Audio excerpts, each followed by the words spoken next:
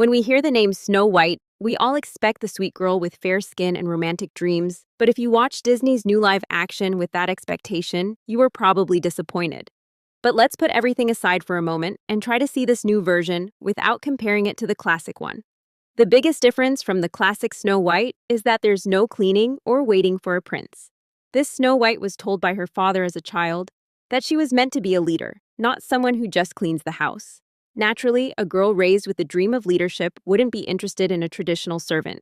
Like Walt Disney, after years of criticism, especially about princesses always needing to be rescued, now tries to present more independent and strong female characters. And honestly, the set design was very well done. The graphics really brought back the vibe of the classic animation. And using the nostalgic Hi-Ho song from the Seven Dwarfs was a nice touch. Yes, the prince. From the original animation is gone, the one who appeared in a few scenes and somehow fell in love with Snow White. We never really understood how. Instead, there's a thief who risks his life for Snow White. That's an interesting change. Maybe it's not a classic love story, but it has stronger emotional motivation. Overall, if you watch this film without expecting the classic Snow White, you might actually enjoy it. Just remember, it's a modern retelling of the fairy tale, not an exact remake. You'll be safe from the Queen here. The Queen stole everything from all of us. We're gonna need your help. It's time to restore our kingdom. When you hear the name Wicked, you might expect a typical story about a good witch and a bad witch. But if you've seen the first part of this movie, you probably got surprised, just like I did. The story kicks off at Shiz University, where two completely different girls meet Elphaba, the green-skinned outcast, and Glinda, the bubbly popular one. At first, they can't stand each other, but slowly, an unexpected friendship starts to grow. Of course, things don't stay peaceful once the powerful Wizard of Oz gets involved. Their paths split, and everything changes. What really makes this movie shine isn't just the storyline.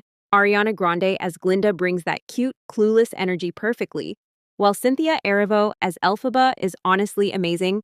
Her performance is emotional, powerful, and super relatable.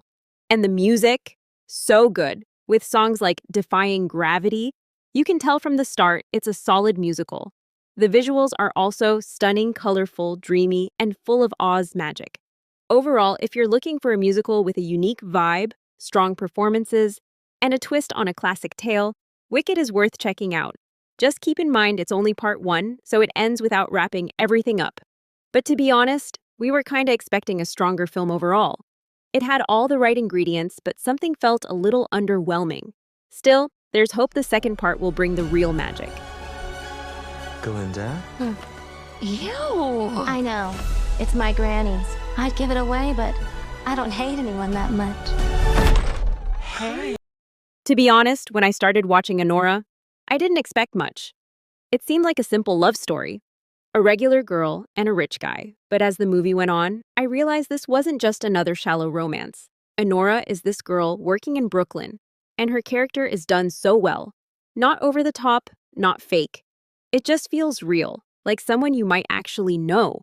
When she meets the son of a Russian oligarch, you think it's gonna be that typical rich boy, poor girl storyline. But the movie takes a different path. And honestly, you never really know where it's headed next. What makes this film special is that Anora isn't just some sweet, innocent girl or a victim, she's her own person. She makes her own choices, her own mistakes, and she's got this strength in her that's hard to ignore. The film is full of little moments and details that make it feel like you're watching real life, not just a scripted movie. Overall, I thought I was getting into something light, but Anora ended up being way deeper than I expected. The lead actress did an amazing job. The direction was super thoughtful, and the story was emotional, surprising, and beautifully raw. It's one of those movies that sticks with you even after the credits roll.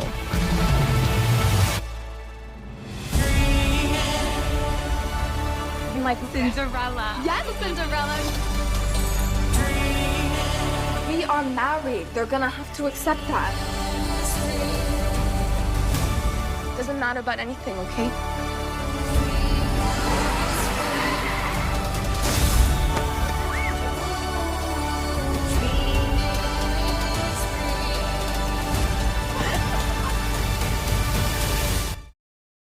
Okay, let me be real. The Substance is one of those movies that sticks with you long after it ends.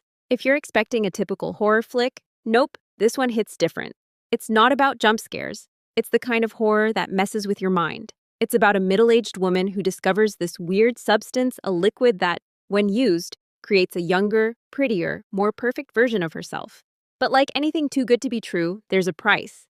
That version slowly starts taking control, and the line between reality and fantasy starts to blur.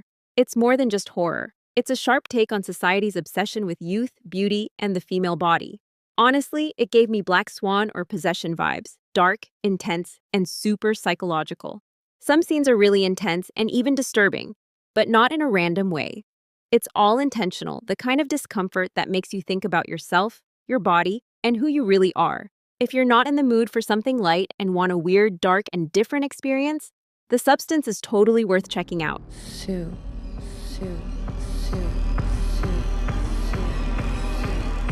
You're hired. Let's go. All right, Deadpool is finally back, but this time with the ultimate partner, Wolverine. From the moment the trailer dropped, everyone was hyped to see what these two would do together, and honestly, it's just as wild and chaotic as you'd expect. Deadpool is still his sarcastic, fourth-wall-breaking self, throwing jokes left and right. But when Wolverine shows up, things get real. That raw, brutal vibe of Wolverine mixed with Deadpool's insane humor? It's a crazy combo, and it works. The movie is full of hilarious references, especially if you've been following the Marvel Universe. There's tons of action, but what really makes it fun is the dynamic between Deadpool and Wolverine. They're kinda enemies, kinda buddies, and that tension is gold. All in all, Deadpool and Wolverine is a fun, violent, high-energy ride. If you're in the mood for something loud, fast, full of action, and unapologetic jokes, you're gonna have a blast. And if you're a fan of either of them, yeah, don't miss it. To be there. But it was too late. It's only 9 people, but my entire world is right here in this picture. And I have no idea how to save it alone, but you know how to save them.